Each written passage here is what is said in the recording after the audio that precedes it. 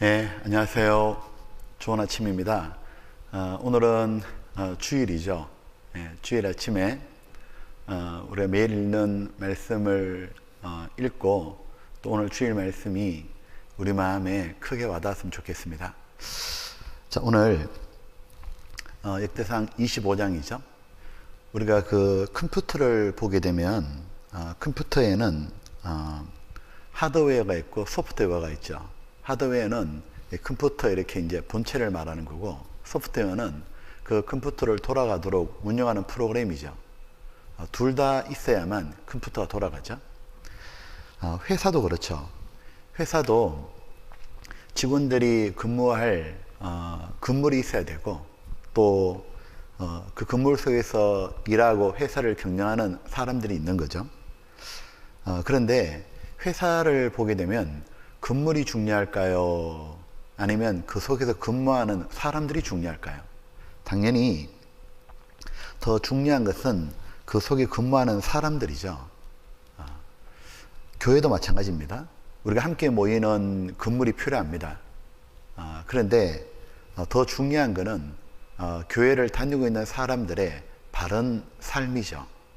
그리고 안으로 서로 사랑하고 밖으로 복음을 힘있게 전하기 위한 아주 잘 짜진 조직과 그 교회가 질서와 조화롭게 운영되는 거죠. 이런 교회의 모습을 모형처럼 잘 볼 수 있는 것이 역대상 22장에서 26장까지의 내용입니다. 다윗은 함께 모일 수 있는 건물, 즉 하나님이 거하시는 성전을 준비하고, 그리고 그 성전에서 가장 중요한 레위인들이 어떻게 봉사해야 될지를 쭉 이렇게 말씀했죠. 근데 건물에 대한 준비한 것은 22장 한 장이고, 레위인에 대한 준비는 4장이죠. 23, 24, 25, 26장입니다. 그만큼 사람이 중요한 거죠. 우리 배웠던 거 잠깐 기억나셔요? 23장 내용은 뭐냐 하면 이제 성전 안에서 준비해야 될 레위인들 24,000명을 배정했죠. 그래서 24개 반으로 나누어 가지고 한 개 반당 1,000명씩 그들을 이렇게 반평성하고 하는 일을 기록했죠. 24장 가게 되면 이 성전에서 일을 주도하는 사람은 제사장이죠.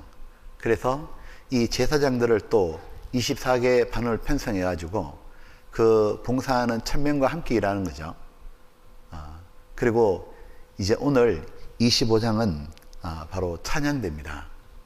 찬양대 4,000명이 배정되어 있는데, 이 4,000명을 어떻게 조직을 짜고 편성할까?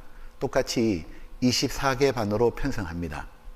그러면 한 찬양단당 24개 반으로 편성하게 되면 한 166명쯤 됩니다. 이 팀을 가지고서 이제 24개 반으로 편성해서 찬양들을 운영하는 겁니다. 자, 그 내용입니다. 자, 한번 볼게요. 앞에. 자, 찬양대 24반열인데, 다윗이 25장 1절이죠. 신령한 노래를 하게 했으니 이 세 자손 중에서 구별하여 섬기게 하되. 자, 여기 보면 먼저 어떻게 편성했는지를 좀 보기 전에 몇 가지 한번 보겠습니다. 다윗이 군대 장관들로 더불어 아삽과 헤만과 여두둔의 자손 중에서 구별하여 섬기게 하되, 저 찬양대로 구별해서 대원을 모집해서 하나님께 섬기겠다는 거죠. 찬양대 조직을 했는데, 자, 여기 보면 처음에 딱 보면은 약간 의아스러운 게 있죠. 찬양대를 조직하는데 군대 장관들로 더불어 했다고 돼 있죠. 여기 더불어라는 말은 군대 장관들도 찬양대에 들어왔다기 뜻보다도 군대 장관들하고 상의했다는 뜻에 더 가깝답니다. 보면 다윗은 우리 어제 제사장 반편성할 때도 그 대제사장인 사독과 아히멜렉과 상의해서 편성했죠. 이 레위인 전체를 어떻게 구성하고 운영할지를 아마 다윗은 그런 대제사장하고도 상의하고 또 이 방백들하고도 불러서 상의했죠.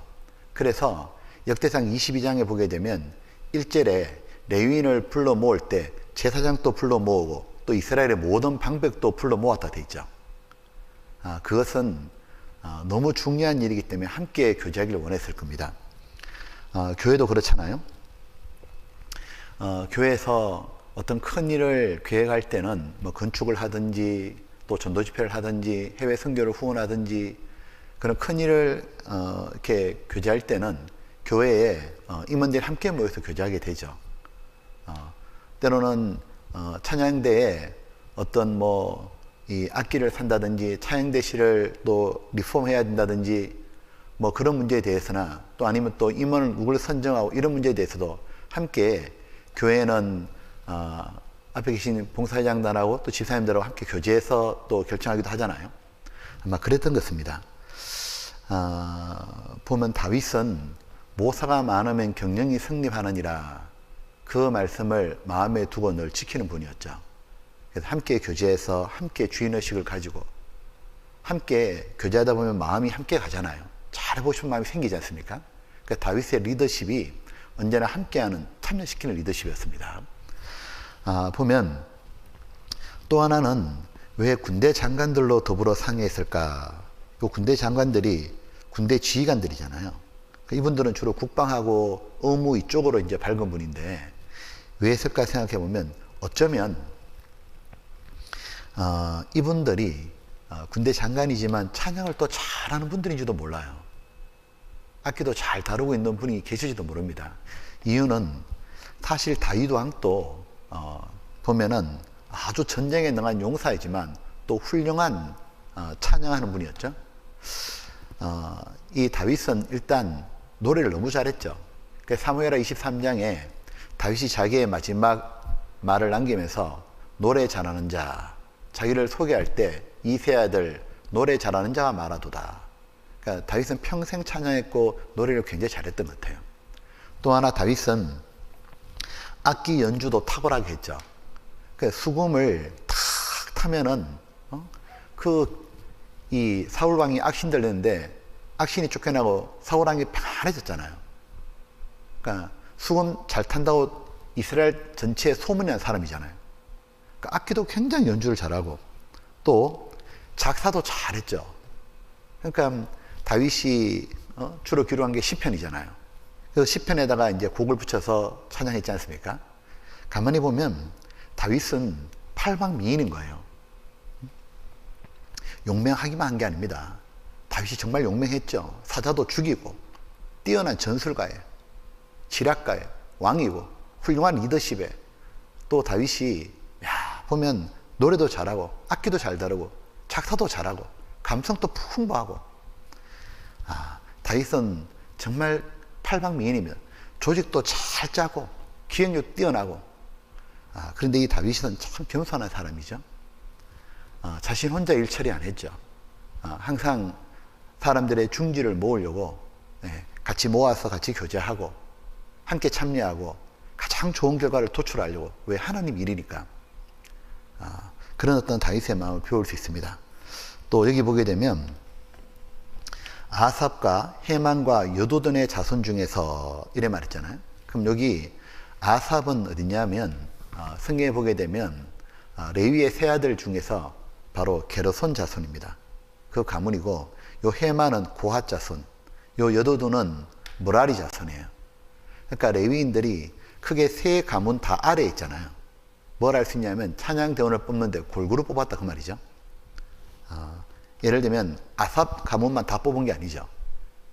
우리 교회 찬양대원이 지금 80명이면 그 80명을 전부 다 3개 교구만 다 와라. 그러면 안 되잖아요. 봉사는 다 골고루 다 나눠야 되죠. 교구별로, 구역별로, 회별로도. 자, 그리고 그 다음에 수금과 비파와 재금을 잡아. 이건 악기 이름입니다. 신령한 노래를 하게 했으니, 세속적인 노래가 아니고 하나님에 속한 노래를 하게 했으니 그 중무대로 일하는 자의 수요가 이러하니라. 이렇게 반평선을 했다 그 말이죠. 한번 우선 요 반평선 하는 것을 한번 좀 보면 좋겠습니다. 자, 여기 반편성 전에 좀 도움을 드리기 위해서 이게 좋을 것 같습니다. 자, 여기 한번 여기에 보면 여기 이제 수금과 비파와 재금이라 그랬잖아요. 이제 이렇게 수금은 이렇게 하프로 되어 있는데 수금은 이래 생겼답니다. 이렇게 현악기입니다. 줄악기. 이렇게 손으로 타고 또 채 같은 거로 타는 것. 요거는 시편금이라 그러죠. 오늘 아침에 수금 소리 한번 들어보겠습니다. 수금 타는 소리 들어본 적 없죠? 우리 잘 없잖아요. 자, 수금 한번 보세요. 이스라엘 유대인입니다.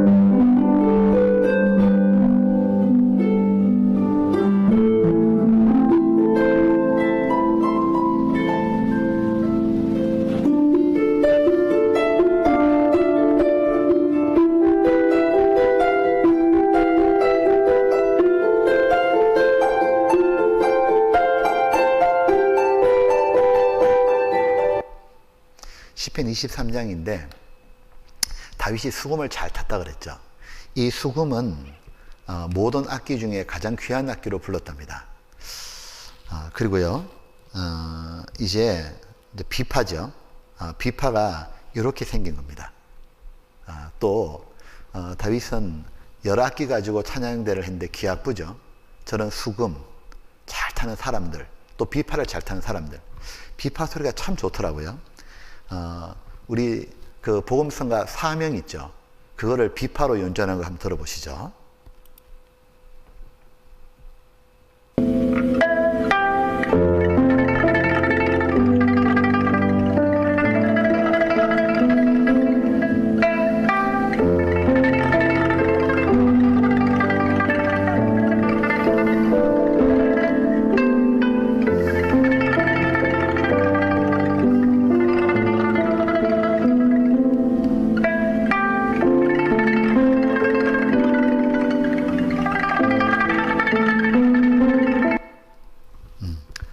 이게 이제 비파입니다.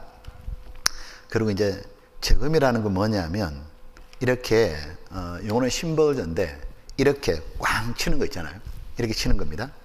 근데 이제 요즘에 이제 이렇게 치지는 않죠. 드럼으로 바뀌죠. 그러니까 지금은 이 드럼을 치죠. 찬양할 때도. 그러니까 타악기죠, 이거는. 그리고 역대상 그 뒤에 보게 되면 또 나팔을 부르다 되어 있습니다. 나팔도 이렇게 했죠. 관악기죠. 그러니까 뭘 할 수 있냐면 다윗은 모든 악기를 다 사용한 거죠. 현악기, 타악기, 관악기. 이제 악기 자체가 문제되는 게 아니죠. 그 노래하는 내용이나 스타일이 문제죠. 뭐 찬양할 때 헤비메탈식이나 뽕짝식으로 이렇게 하면 안 되잖아요. 근데 이런 악기를 가지고 더 공교하게 연주하면서 찬양을 볼 수 있습니다. 자, 그리고 이제 또 그 조직을 어떻게 짰을까? 이제 처음에 읽어보면 이게 이해가 잘 안 되거든요. 저도 여러 번 읽어보고 나니까 이 조직이 이해가 됐습니다. 그게 좀 이제 이래 됩니다. 찬양대원이 지금 4,000명이잖아요. 이 4,000명을 어떻게 나누냐면 게르선 자손, 고앗 자손, 모라리 자손 에서 이제 쭉 나누는 겁니다. 여기 보면 특별히 이래 된 겁니다. 가문은 찬양대장 생각하고 반찬은 번호입니다. 1번 찬양대, 2번 찬양대, 3번 찬양대. 한 찬양대가 166명이니까 굉장히 숫자가 많죠. 저희 교회 찬양대보다 2배쯤 되죠. 그런 찬양대가 24개 있다고 말해요. 그 외에 이제 다른 어떤 일반 교회 보니까 큰 그 교회는 뭐 1부 예배, 2부 예배, 3부 예배 드리잖아요. 그때마다 이 찬양대가 달라지죠. 뭐 할렐루야 찬양단, 호산야 찬양단, 브니엘 찬양단 이런 식으로 이 다윗이 됐던 1번부터 24번까지 찬양단이 있는 겁니다. 우리도 아마 1부 예배, 2부 예배, 3부 예배 드리면 저희도 1부 때 여기 다 같이 모일 사람이 있으면 찬양대가 1부 찬양단, 또 2부 시간 때 모이게 되면 2부 찬양단 이렇게 생기겠죠. 자, 그렇게 되는 겁니다. 그리고 지휘자가 있는 거예요. 각 찬양단마다. 그리고 파트장도 있습니다. 그리고 대원들도 있는 겁니다. 자, 보면 먼저 찬양대장은 3명입니다. 아삽, 헤만, 여두둔인데 아삽, 이분이 4,000명이 전부 다 이 3명이서 다 관할하는 겁니다. 근데 이 아삽은 누구냐면 게르손의 자손인데 시편 12개가 나옵니다. 아삽의 시라고 시편 중에.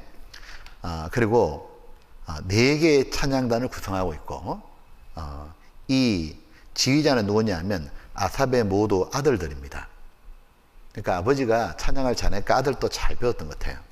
이렇게 찬양단을 구성하고 있고 이쪽에 파트장이 12명씩 있다고 말입니다. 우리도 뭐 소프라노, 엘토, 베이스, 테너, 파트 있잖아요. 이분들은 뭐냐면 노래를 잘하는 자예요. 그러니까 익숙한 자죠. 잘하고 있고 여기에 대원들이 딸리는 거예요. 그 대원이 153명. 이렇게 합치면 166명이 되는 겁니다. 이렇게 이제 찬양단이 구성되어 있는 거예요. 그러니까 헤만 찬양단 여기에도 이분은 이제 시편 1개를 기록했고 여기에 따른 14개의 찬양단을 가지고 있고 여기 있는 모든 지휘자들 이제 아들들입니다. 헤만에. 그리고 그 밑에 파트장들이 있고 이렇게 해서 한 찬양단 166명이 구성되는 겁니다. 뭐라면 자손 뒤에 여두둔. 자, 이번 시편 3개가 있습니다. 그래서 이 3사람이 전체 찬양단을 4,000명을 이렇게 이제 관할하고 이제 하는 거죠. 그리고 5개의 찬양단이 있고 이제 이렇게 준비하는 겁니다.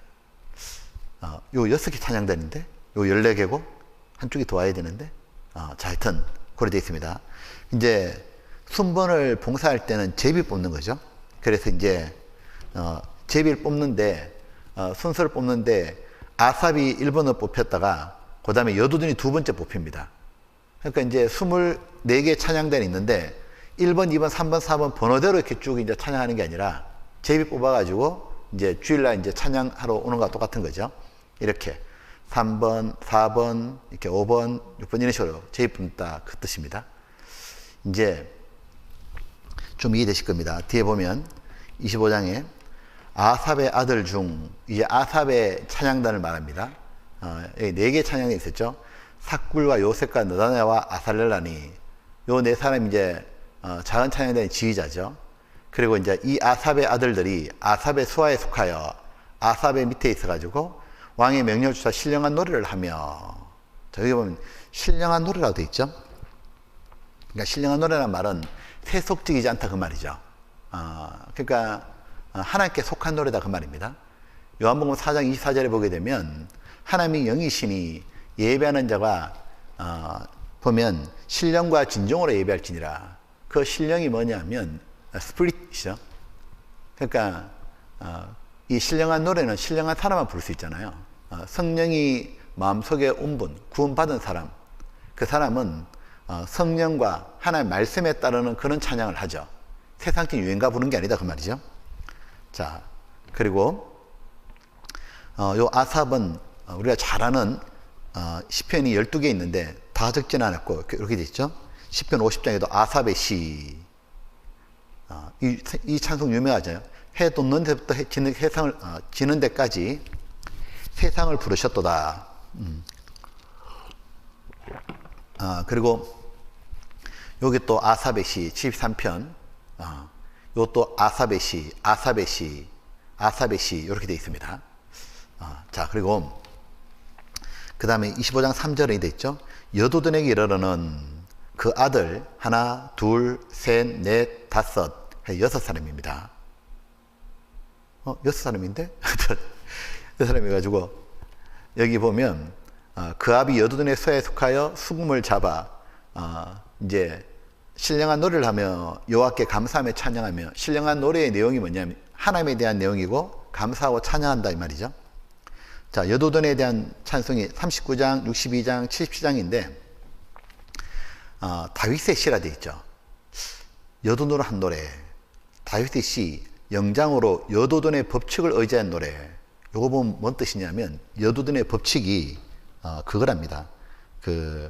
쉽게 말하면은 다윗이 시를 쓸 때 여두둔은 뭐냐면 곡을 붙이는 거예요.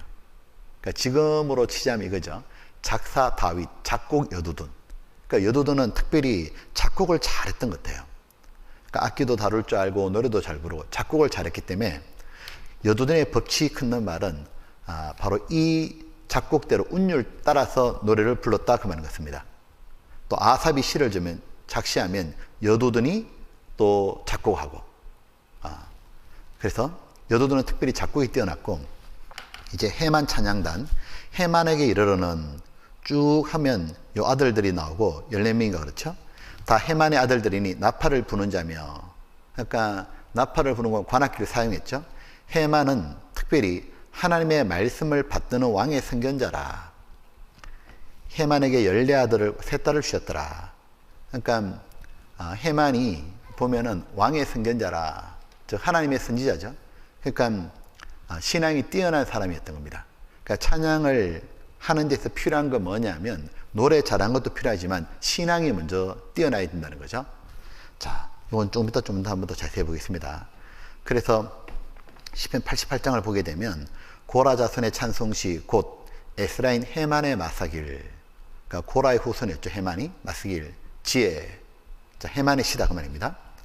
자, 그 다음에 역대상 25장에 보게 되면 아들이 다 그 아비의 수하에 속하여, 그러니까 해만, 아삽, 여두둔 그 아버지 밑에 아들들, 그 지휘자들이죠.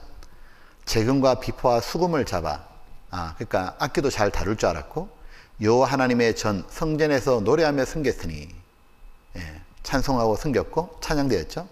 아삽과 여두둔과 해만은 왕의 수하에 속하였으니 이들은 모두 또 왕의 수하에 속했다. 다윗왕 밑에 있었다 그 말이죠. 저희와 모든 형제, 요 저희는 전부 다 요 이들이라 하는 말이나 저희나 다 이 아삽과 여두둔과 해만의 아들들 말하는 겁니다. 그 사람들이 12명인데 24반년이니까 288명 되는 거죠. 저희와 모든 형제, 그러니까 그 아들과 그에 따르는 친척들, 그 12명인 겁니다. 요 12명이 형제가 12명이다 그 말입니다. 파트장들. 여호와 찬송하기를 배워 익숙한 자. 그러니까 파트장 할 만할 자격이 되는 거죠. 찬송을 잘하니까 반복 연습해서 익숙하게 되었죠. 288인이더라.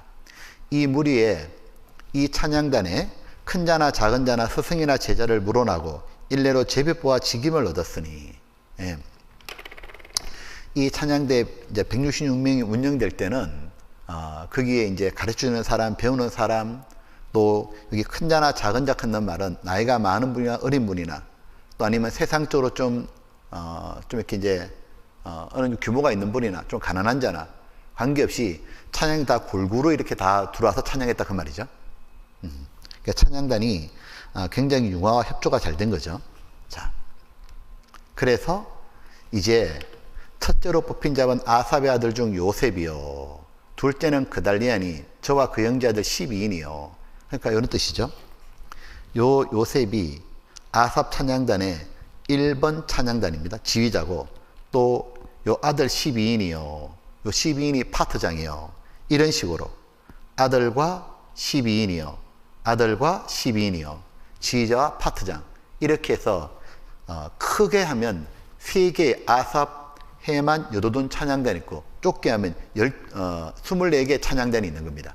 그래서 한 번 들어올 때 24개 찬양단이 들어와서 찬양하는 거죠. 한 개 찬양단이 166명이.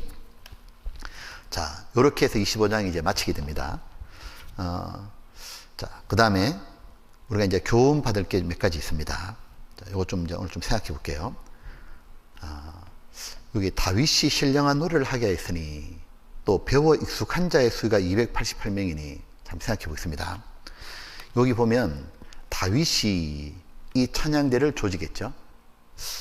참, 이 다윗은 찬양을 좋아했고 또 찬양의 중요성도 너무 잘 알았고 찬양대를 조직했습니다. 원래 이제 다윗 이전에는 이렇게 찬양대가 조직된 적이 없었죠. 여기에 무려 레위인을 4,000명을 배정했습니다. 그리고 신앙이 좋은 분들로 또 배정했잖아요. 자, 한 가지 할게. 이 신령한 노래를 하게 했다. 되죠? 이 사람은 원래 하나님을 찬송하기 위해서 지음을 받았죠. 하나님께 감사하고 사랑의 짝으로 지음을 받았습니다. 여기 보면 이사야 43장 이런 말씀이 있죠.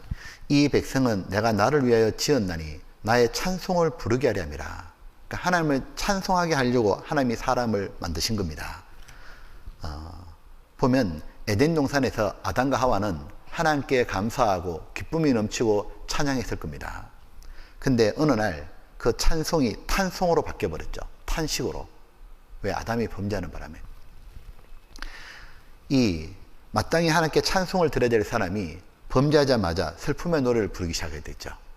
탄식하고. 나중에 이 아담의 이 아들 중에 가인이 있잖아요.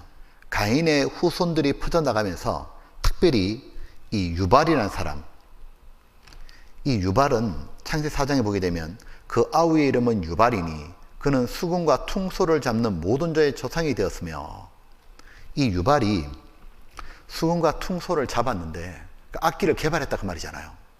그러니까 악기는 지금 나온 게 아니고, 지금 시대에 나온 게 아니고 아담 아들 가인의 후에 그때부터 악기를 만들었습니다.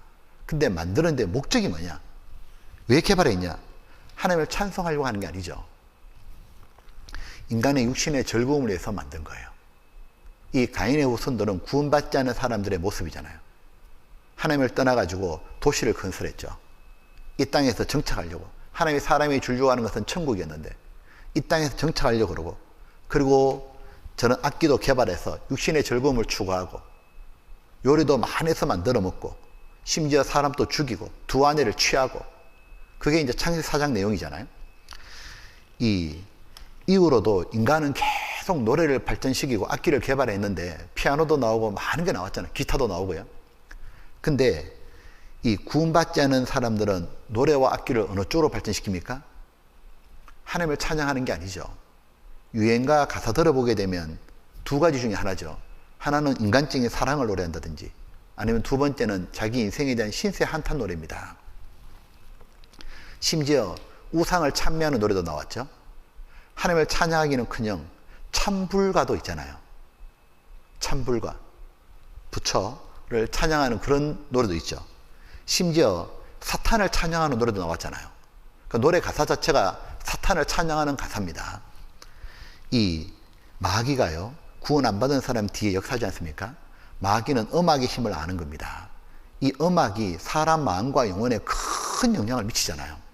그러니까 히틀러도 이 전쟁할 때 음악 사용했지 않습니까? 그러니까 이 마귀가 음악 속에 딱 이제 자기 사상을 심어놓고 사람들 마음과 영혼에 파고 들어옵니다. 이 미술도 마찬가지고 영화도 마찬가지입니다. 이 마귀가 보게 되면 사람들을 싹 이렇게 이제 배후에 들어오는데 그런 예술 분야를 사용하잖아요. 이 특별히 음악이 큰 역할을 하는 거예요. 뉴에이지 운동. 왜냐하면 음악이라고 하는 것은 자기 마음과 정신과 영혼을 밖으로 표현하는 거잖아요. 그러니까 구원받은 사람은 자기 마음을 찬양으로 표현하는 것처럼 구원 안 받은 사람은 자기 답답한 마음을 노래로 표현하는 겁니다. 사탄이 음악을 통해 가지고 사람들을, 영혼을 미혹하잖아요. 어떤 사람들은 하루 종일 트로트 듣는다고 정신이 없잖아요. 어떤 사람은 헤비메탈에 빠져버리고, 그래서 그런 음악에 온통 빠져가지고 이 성경을 집중 못 하잖아요. 자, 이 죄인들은 이렇게 노래할 때가 아니죠. 슬퍼하고 회개할 때죠. 범죄한 인생은 탄식해야 됩니다. 이 야고보 4장에 보게 되면 슬퍼하며 애통하며 울지어다. 너희 웃음을 애통으로, 너희 즐거움을 근심으로 바꿀지어다. 자기 죄로 애통하며 슬퍼하는 사람 구원을 받고, 구원받고 나면 진정한 노래를 부르죠. 즐겁고 참된 찬송을 부르잖아요. 하나님께 너무 감사하고. 성령이 마음에 딱 오시게 되면 신령한 노래 부를 수 있지 않습니까? 새 노래를 부르죠. 다윗이 표현하기를 새 노래 곧 우리 하나님께 올릴 찬송을 내 입에 두었나니 새 노래로 부르자 랄랄라. 새 노래 얘기하지 않습니까? 그러니까 구원받고 난 다음에 부를 수 있는 노래가 새 노래입니다. 구원받기 전에 불렀던 노래는 다 옛 노래, 구노래인 겁니다. 구원받고 새 마음이 드니까 새 노래 부를 수 있잖아요. 그러니까 그러니까 구원받은 사람은 새 것이 된 사람이고 새롭게 살고 새 계명 서로 사랑하라. 새 노래 부르고 새로운 친구 사귀고 새로운 일 하죠. 복음을 땅끝까지 전하려고 그러다가 새 하늘과 새 땅에 들어가는 겁니다. 구원받은 사람은 구원받기 전하고 완전히 달라진 새 사람이지 않습니까? 그러니까 입술에도 찬미의 제사를 드린 겁니다. 입술이 바뀌는 겁니다. 감정이 바뀌고 하고 싶은 얘기가 달라지고 당연히 노래도 달라지는 겁니다. 그러니까 하나님을 노래하고 싶고 성경을 노래하고 싶고 예수님 피를 노래하고 싶고 천국을 노래하고 싶고 보면은 이제 구원받고 나면 누가 이렇게 표현하더라고요. 다 시인이 된다고. 구원받은 사람은 다 가수가 된다고. 복음성가 가수 말입니다. 다 이렇게 찬양하게 되니까. 그러니까 이 찬양 가사를 듣다 보면 눈물 나잖아요. 감동과 감화를 받는 겁니다. 이제 구원을 딱 받고 나면 하나님 그 사람 창조한 목적이 이루어지는 겁니다. 아까 하나님이 인생을 창조한 목적이 뭐냐면 내가 나를 위하여 지었나니 나의 찬송을 부르게 하려 함이라. 바로 하나님을 찬송하게 하려고 인간을 창조했는데 구원받을 때 하나님의 백성이 되고 이루어지는 겁니다. 하나님과 사랑의 짝이니까 사랑의 노래를 서로 주고받죠. 아가서 성경에 있는 것처럼. 자, 다윗도 구원받고 난 다음에 새 노래로 하나님 찬양하기를 원했습니다. 다윗은 평생 노래하는 인생이었죠. 자기가 목동 시절에도 노래했고 보면 사울에게 고난받을 때도 쫓겨다닐 때도 죽음의 위기를 넘길 때도 그때도 비파와 수금을 타고 노래했습니다. 전쟁 치를 때도 승리하면서 노래했죠. 그 다윗은 마지막 선전 준비할 때도 노래하는 겁니다. 이 찬양에는 능력이 있지 않습니까? 이 찬양은 실제로 구원으로 인도하는 좋은 수단이 되기도 하고 또 구원받은 사람의 마음을 감동 감화시켜서 마음을 따뜻하게 만들죠. 은혜롭게. 이 사도행전 16장에 보게 되면 이 빌립보 감옥에서 이 바울과 실라가 기도하고 찬미하는 소리를 이 감옥 지키는 간수장이 들었잖아요. 그 나중에 구원받을 때 좋은 도움이 되었지 않습니까? 이 보면 어떤 사람 구원 안 받았는데 어릴 때 교회 다니면서 불렀던 찬송 있잖아요. 그게 어느 날 나이 들고 난 다음에 길거리 지나는데 그 찬송가 딱 들으니까 마음이 내가 하나님께로 가야 되는데 그래서 이 말씀 듣고 구원받은 분도 있잖아요. 이 핍박과 고난 받을 때 그때 하나님이 너와 함께 계신다 그런 찬양 더 눈물이 나잖아요. 내게 아무도 없다고 느껴질 때 누군가 널 위해 기도하네. 그럴 때 참 하나님이 내 옆에 계신 거 있잖아요. 감동이 되는 겁니다. 이 구원받은 사람이 신앙에 잠을 자다가도 크리스마스 캐롤 길거리 지나가다 그 소리 듣고도 예수님이 나를 위해 죽으셨는데 내가 이래 살면 안 되지 하고 주님께로 교제로 돌아온 사람도 있지 않습니까? 이 영혼을 각성시키는데 찬양이 정말 중요한 겁니다. 주일 우리 모여가지고 말씀 들을 때도 찬양을 먼저 하죠. 주일 말씀을 마음속에 잘 들어가도 열어주는 겁니다. 말씀 다 듣고 난 다음에 이 마음의 말씀을 딱 담을 수 있도록 마치는 찬송 딱 하잖아요. 그러니까 마치는 찬송과 들었던 말씀이 일치될 때 참 더 은혜가 되지 않습니까? 자, 그리고 이 다윗이 만든 이 찬양대의 특징이 있습니다. 그걸 딱 보게 되면 주님이 이 찬양대를 어떻게 부르시는지 주님이 원하시는 찬양대 특징이 뭔지를 배울 수 있는 겁니다. 자, 우리 모두 찬양한 사람이니까 간단하게 빨리 생각해 볼게요. 여기 보면 아삭과 헤만과 여두둔의 자손 중에서 구별해 섬기게 하되 찬양대 오늘 골고루 뽑았죠. 세 가문에서 아삭, 헤만, 여두둔 가문에서 아까 말씀드린 대로 찬양대가 어느 교구에가 모두 찬양대하고 어떤 교구는 모두 시설관리부하고 이렇게 교회는 하는 게 아니잖아요.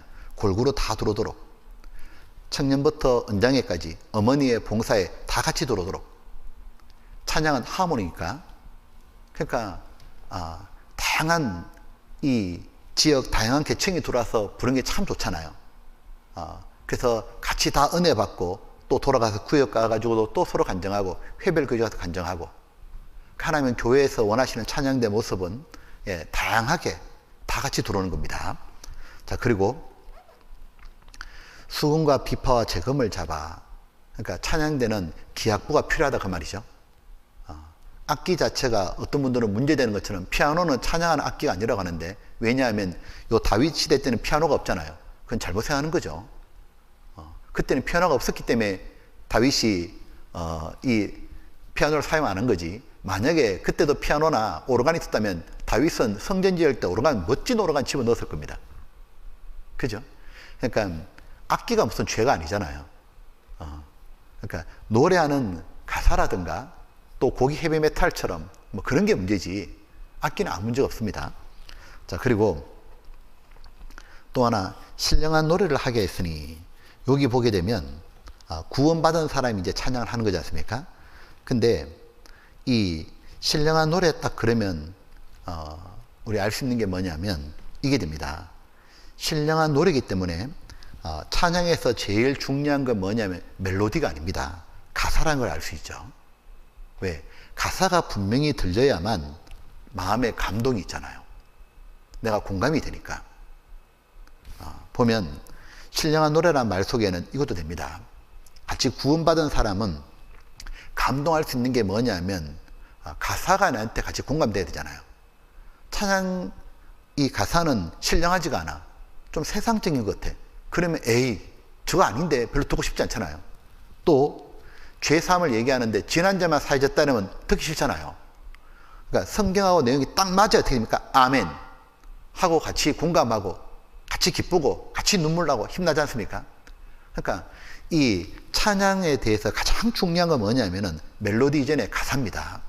그래서 신약 성경 에베소 5장을 보게 되면 시와 찬미와 신령한 노래들로 서로 화답하며, 여기도 시와 찬미라 그랬죠. 자, 시라고 말할 때 분명한 메시지가 있잖아요. 시는요.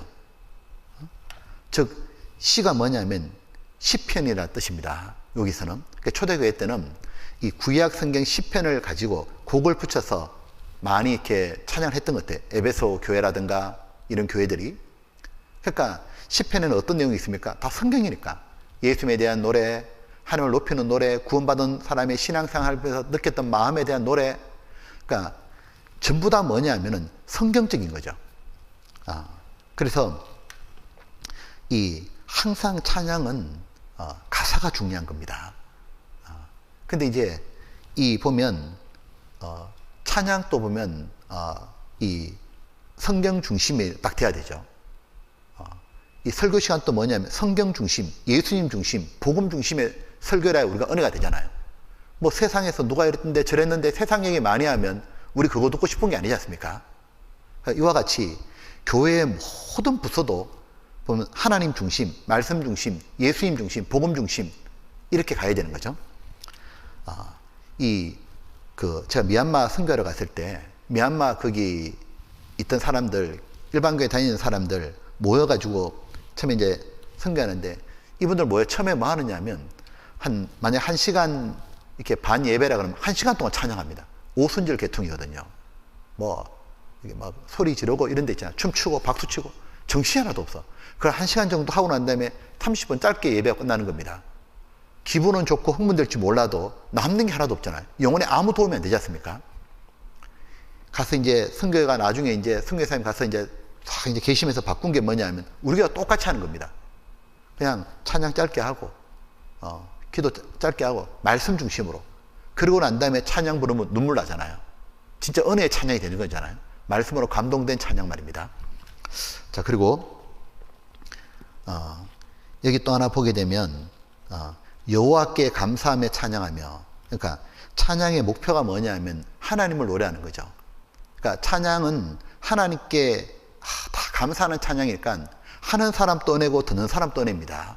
근데 만약에 이 찬양하면서 이제 하나님께 이제 하나님이 우리한테 주신 것, 하나님 베푸신 은혜나 또 하나님을 높이고 하나님께 영광 돌리는 게 아니라 내가 이 찬양하는 걸 다른 사람들한테 내가 좀 더 뛰어나게 보여야겠다. 그건 좀 합당하지 않는 마음이라 그 말이죠. 그러니까 일반교회에서 가끔 보게 되면 이렇게 이제 주로 주일 찬양할 때도 솔리스트가 많이 나옵니다. 같이 찬양하지 않고 혼자 이렇게 찬양하는 분들 있잖아요. 매주일 찬양마다 그렇게 하는 데가 있더라고요. 저 이렇게 영상을 보는데 왜 그런가 보니까 이런 경우도 있답니다. 이런 어떤 솔리스트는 주로 이제 성악가잖아요. 이런 분들한테 어떤 이렇게 좀 여비를 들고 교회에서 이제 찬양을 맡기는 거죠. 그러니까 여비를 주니까 이분을 안 시킬 수가 없는 거죠. 합당하지 않죠. 교회는 봉사하는 곳이고 찬양은 다 같이 하는 곳이지. 그래서 가능하면 찬양대는 주일 찬양할 때는 다 같이 찬양하는 게 좋죠. 뭐 특별한 경우에는 한 번씩 이렇게 솔리스트가 하는 건 좋은데 1년 52주가 있다면 대부분은 다 같이 찬양하는 게 맞죠. 그러나 이제 전도 집회라든가 또 뭐 찬양의 밤이라든가 특별한 경우에 솔로 듀엣 필요하죠. 근데 이 주일 찬양 같이 할 때는 다 같이 하는 게 좋죠. 왜냐면 어느 사람을 높이면 안 되잖아요. 영웅시되면 안 되지 않습니까? 설교도 마찬가지입니다. 하나님을 높이는 설교해야지. 그게 중요하지 않습니까? 자, 그리고 이 감사하며, 그 말은 하나님께 가장 큰 감사는 예수님에 대한 구원받은 얘기죠. 언제나 찬양의 가사 내용은 예수님 중심에 됩니다. 그리고 여기 보면 헤만은 선견자라, 동시에 여기 보면 아삽도 선견자였습니다. 역대 35장 보면 여도둔도 선견자였습니다. 선견자, 선지자 이런 말이잖아요. 뭘 할 수 있냐면은 이 찬양의 리더들의 총책임자들은 다 신앙이 뛰어났다 그 말이죠. 이 선지자니까 하나의 말씀을 바르게 알고 자기의 이 신앙으로 다른 사람을 지도할 수 있는 사람이잖아요. 그러니까 하나님을 바르게 알고 바르게 섬기는 사람, 신앙이 아주 뛰어난 사람이 또 뭐냐면 찬양도 잘한 겁니다. 그들이 뭐냐면 찬양대 리더가 된 겁니다. 그러니까 찬양대 리더가 되기 위해서는 두 개 다 갖춰야 되는 겁니다. 신앙도 뛰어나야 되고 또 찬양을 잘해야 되고 잘 지도해야 되니까. 그러다 보니까 이 당시에도 두 가지를 다 갖춘 분을 참 찾기가 너무너무 힘들었을 겁니다. 그러니까 지금 또 그래야 되지 않습니까? 또 하나 특징이 있습니다.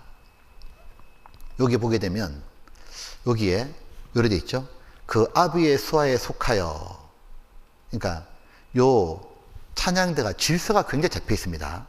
요 아비의 수에 속했다 하는 말은 아까 배운 대로 그 한 반당 24번의 지휘자들이 이들이 다 그 아비의 수하에, 요 아비가 아삽, 여도둔, 헤만입니다. 근데 이들은 또 뭡니까? 다윗 왕의 수하에 속하였으니, 즉 이 찬양대는 교회 질서 안에 있다 그 말이죠.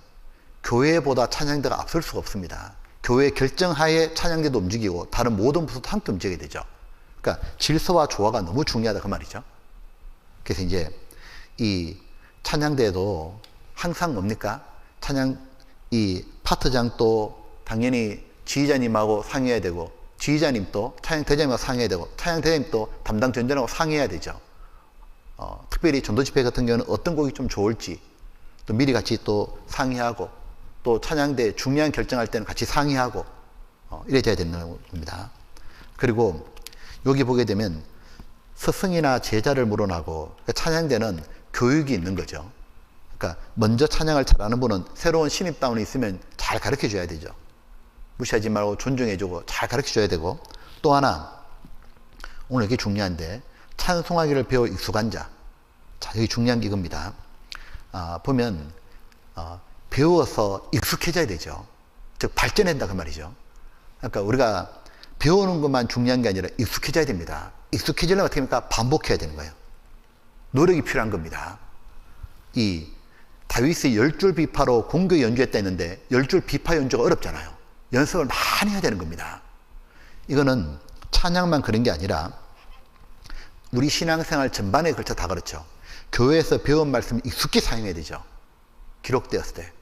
기도도 반복해서 익숙해야 되고, 교회 오는 것도 반복 익숙해야 되고, 교제도 마찬가지고, 헌금도 마찬가지고, 경건한 생활도 익숙해야 되잖아요. 전도집회도 계속 들어가지고 마음판이 완전히 새겨지도록, 그래서 소망이 가는 이유를 묻는 자에게 대답할 수 있도록, 내가 말씀을 듣고 전도집회 들은 걸로 끝나는 게 아니라 익숙해지도록 내가 익히도록 노력을 해야 되잖아요. 훈련받아서 주님의 용사가 되는 거지 않습니까? 그래서 우리 신앙생활에 경건의 리기를 연습하라. 그러니까 내가 말씀을 들은 걸로 끝나면 안 되고 내 삶에 이어지려면은 들은 말씀을 순종히 반복해서 몸에 완전히 익혀지도록, 그것이 신앙생활의 핵심이다 그 말이죠. 자, 오늘은 찬양대에 대한 얘기입니다. 여기까지 하겠습니다. 좋은 하루 되시기 바랍니다.